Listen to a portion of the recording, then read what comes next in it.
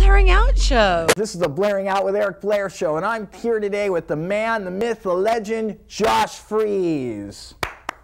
Let's hear it for me. Yeah. And you.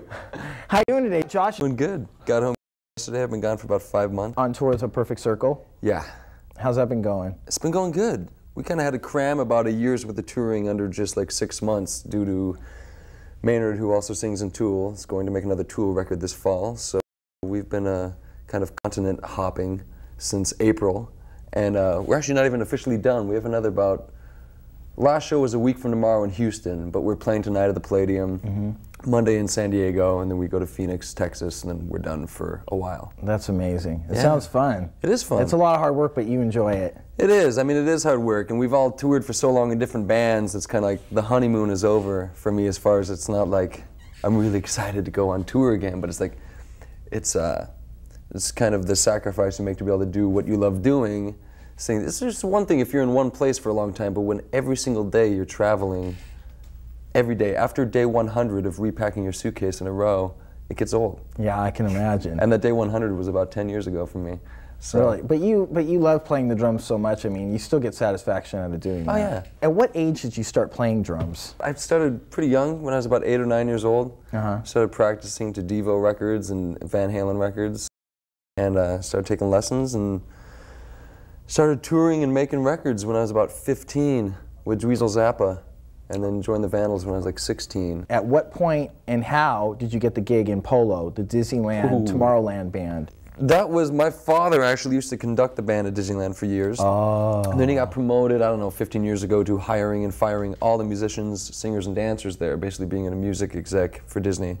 And wow. He had hired, indirectly I got the job through him, he had hired this band, they were like the Junior Star Search champions. Oh, okay. That was like 11 or 12. So I started hanging out with these kids because we were kind of on the same level, as far as I was already into like fusion music and progressive music at a really young age, and all my friends at school were still, you know, whatever, listening to Van Halen still. They hadn't. So I started hanging out with these kids and kind of got along with them, and they asked me to join their band after the first 3 months that they'd been playing out there, and so I joined, and I played horrible top 40 music for 3 years out in Tomorrowland between the ages of like 12 and 15. So, and then when you're 15, you just mentioned that you played with Dweezil. Yeah. Okay, now how did that come about? I actually had sent Dweezil like this little like promo package thing, you know, and I was a huge fanatic of his father's. That's hot. I was a huge Frank Zappa fan. But what had happened, I never heard back from him, but I was doing a television show, like an ABC after school special or something. You were acting in it? Yeah, I was playing a drummer and acting in it. And one of the other kids that was on the set, we were having to go to a tutor during the day because we had missed school, you know. There's a lot of child actors. I wasn't really officially an actor, but I was being forced to say a couple lines because I was playing drums in a scene in the thing, in the show. And Dweezil's younger brother, Amit, who's now, God, I mean, he's a year younger than me, so he was like 14 at the time, or 13, I was either 14 or 15. We met, I was wearing a Frank Zappa t-shirt, and he said, "Hey, that's my dad." And I went, "Really?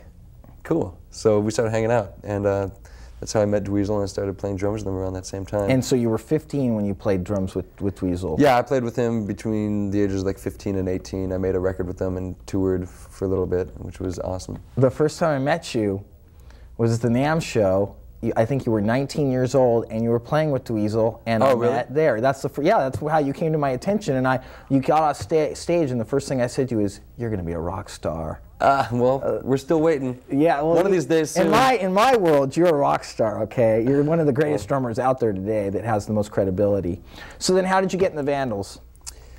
I had met actually a producer here in Orange County, a record producer and a manager, a fellow named John St. James, who used to work with Berlin and Stacey Q. Enigma Records. Yeah, exactly. I knew him, and he also knew Warren Fitzgerald, who at the time was playing with the Vandals and had Gherkin Ruckus. And he told me, he said, "Man, there's only one other musician I know that's as obnoxious and talented as you at the same time, and he's a guitar player named Warren that you should really meet." So I met Warren, and he was playing with the Vandals at the time. He said the Vandals needed a drummer. The only thing I'd really done up to that point, besides playing with Dweezil, was I'd played at Disneyland. Warren had mentioned to Dave Quackenbush and Joe Escalante, and said, "Hey, I met this guy, he's only like 16. He used to play out at Disneyland in this band." And Dave and Joe went, that's the guy from Polo. Yeah. That horrible top 40 band that we used to go and make fun of and watch them play Huey Lewis and the News songs and Simple Minds and laugh at them on one hand, and on the other hand go, wow, these kids are actually really good for being 14 years old. They're kind of shredding, you know? Yeah, you were they say in this video, actually, in Sweatin' to the Oldies, they say you were the electronic drummer. Well, that's the thing. They already had a drummer, and they wanted to hire me and have me a part of the band, so we had 2 drummers, and I played all electronic drums, because at the time I had all these great electronic drums, because one of the first things I did professionally, I'd say, is when I was about 11, I met the people from Simmons Electronic Drums at a NAMM show. Oh. They recruited me to do a couple commercials that ran on MTV and Nickelodeon for like a cheaper line of electronic drums they were trying to sell to kids and trying to sell to parents and saying, hey, look, the kids can put on headphones and practice drums without you hearing them. Did those and would go around and play at NAMM shows, you know, alongside people like Terry Bozzio and Chester Thompson and all these like great, like world-class drummers. So they kind of knew who I was through that. So seeing that I had like, you know, $10,000 worth of state-of-the-art electronic drums, they're like, you play the electronic drums, he'll play the regular drums. And how did you get the coveted position of drummer in Devo? Through the Vandals. The first record that I made with the Vandals was about 10 years ago, called Fear of a Punk Planet, and we had heard that Bob Casale, aka Bob 2 from Devo, was an engineer and was doing some producing, and Devo had kind of temporarily disbanded at the time, and he was working with different bands, so we recruited him, never even really hearing what he had engineered, but just knowing that he's got to be good. Yeah. And you know what, even if he's not, who cares? We could hang out with the guy from Devo for a month and pick his brain and become friends with him. We were all such Devo fans, and I was probably the biggest Devo fan out of everybody, but everyone in the Vandals really respected and were fans of Devo. So met them through Bob Casale, became friends with the Devo guys. I started working once in a while with Bob and Mark Mothersbaugh up at Mark's studio doing music for television stuff and film stuff.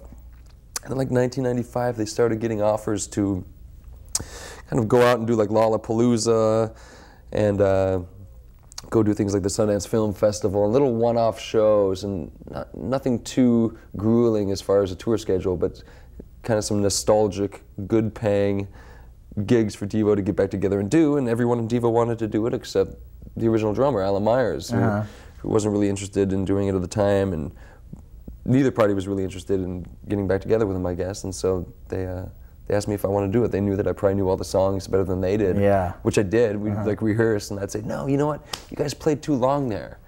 It's shorter in this section. Probably know better than we do.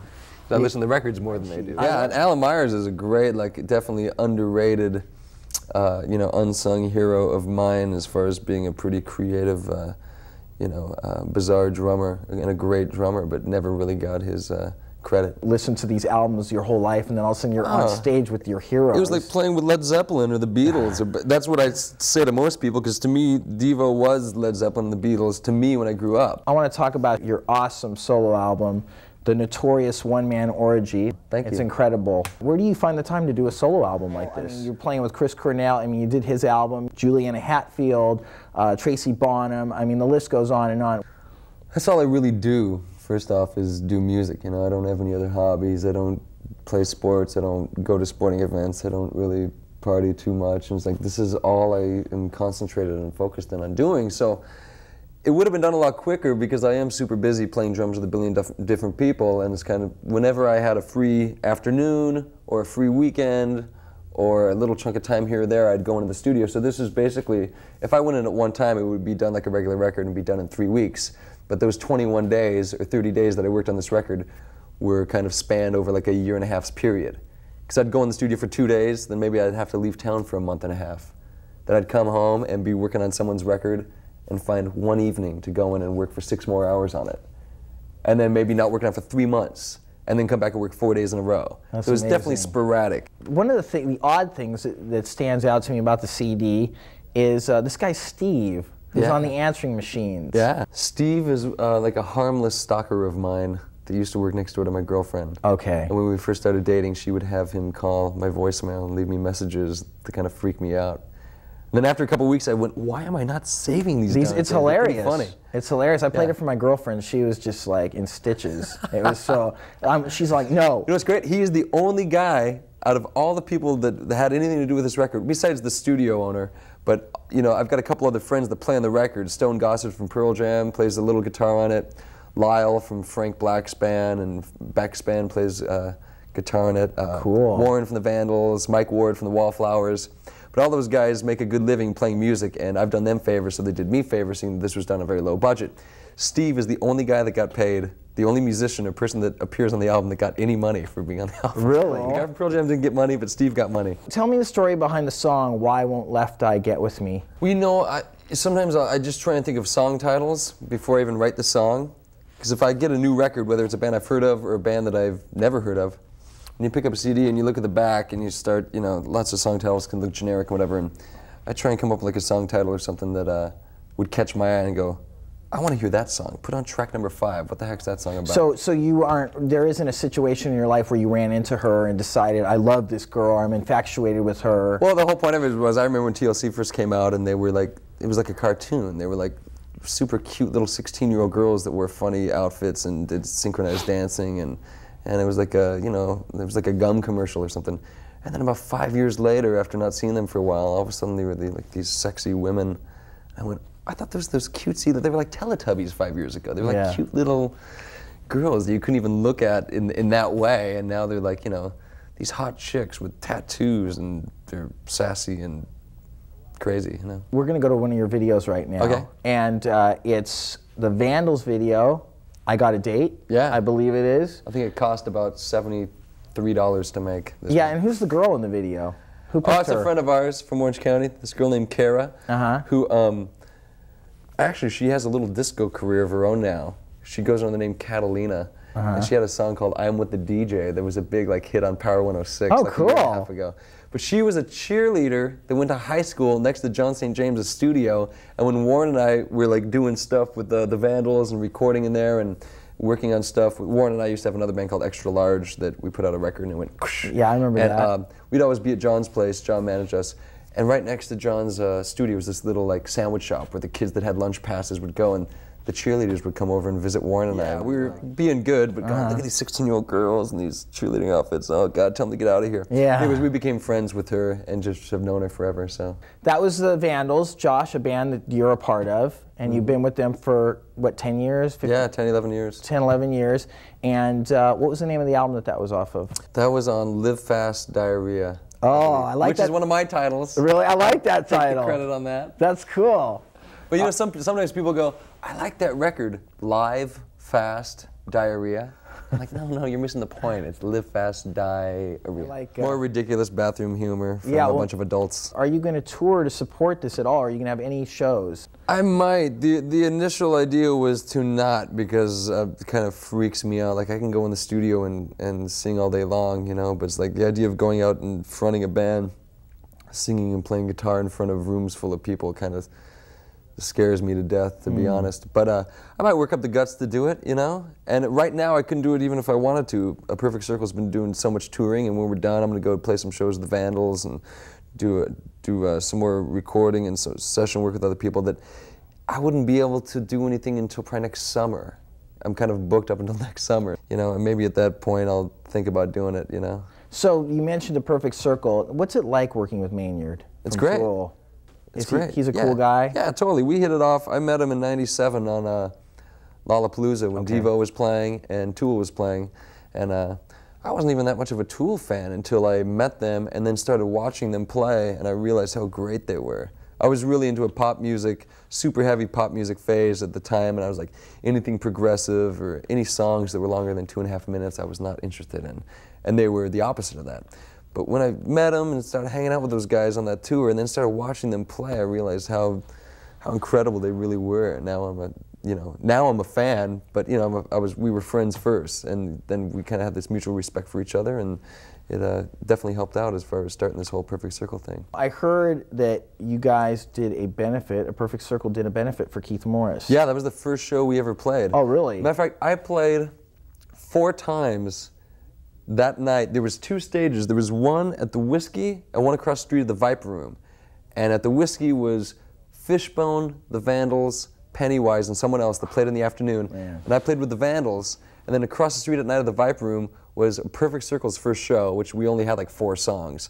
Perfect Circle played, then I played with the Weirdos, and then X played, And then I think Thelonious Monster played or something, and then I played at the end of the night with Gibby Haynes and Johnny Depp played guitar, and it was like this thrown together like jam session thing. So I actually, Weirdos, Vandals, Perfect Circle, and the Gibby Haynes band, so I had a lot of stuff to remember that night. What's wrong with Keith? Why does he need a benefit concert? I think Keith, you know, I haven't even spoken with Keith for a long time. I haven't really talked to anybody in a long time just because I haven't gone since April, but he, at the time, I think he had, you know, really bad diabetes, you know, I was pretty sure, and didn't have insurance, you know, so we were trying to help out. So at this point in your career, is there anybody you like to play with that you haven't? Yes. Ween. I like to play with Ween, and I'd like to play with Queens of the Stone Age. I love the new album. Oh, really? My girlfriend's totally into that album. Yeah, I was listening to it in the car on the way over here. It's awesome, that Rated R record. The production on it almost sounds like Rick Rubin on some of the stuff. Because it's so like separated and sounds so like... Well, it was actually done at a studio called Sound City in Van Nuys, where Rick Rubin does the majority of his work. Oh, really? He does tons of stuff at the studio, so some of the same equipment. Okay. Different people playing it, and a different producer, who's also a great producer, a guy named Chris Goss. But yeah, same room. Highlights from your drumming career? Playing with Devo, of course, like we talked about before. Playing with Paul Westerberg from The Replacements, because same thing as Devo, I grew up listening to The Replacements, and they were one of my favorite bands of all time, you know, when I was a teenager. So getting to kind of like, not only meet your heroes, but end up working alongside of them, seeing how they work, and going out and playing these songs. And performing on Saturday Night Live doesn't hurt either. Yeah, you played on Saturday Night Live with I watched you on there, man. I'm like, like, there's Josh. You know what's funny? That thing's on all the time, too. People always call. 3 weeks ago, I had a couple calls from people going, "You're on Comedy Central this afternoon." Yeah. Like, they rerun it all the time on Comedy Central, you know? That's hot. Unfortunately, I don't make any money every time it reruns. So what have been some of your more trying times in your career? Have there been any? Yeah, well, I mean, fortunately, they've been few and far between. I mean, times that have kind of been dried up, you know? Yeah. Yeah, there's been a few of those times, but like I said, thank God, knock on wood, that there hasn't been any in like 5 or 6 years, and usually that'll happen, you know, if I've been on tour for a long, long time and there's no real plans after that tour, you get home and everyone still assumes that you're on the road. So like I'm home for a couple months and not working at all, and I might run into somebody that says, "Oh, you're home? We could have used you last month for something, but everyone thought you were on tour," and I'm like, "I've been home for 3 months." You know, twiddling my thumbs.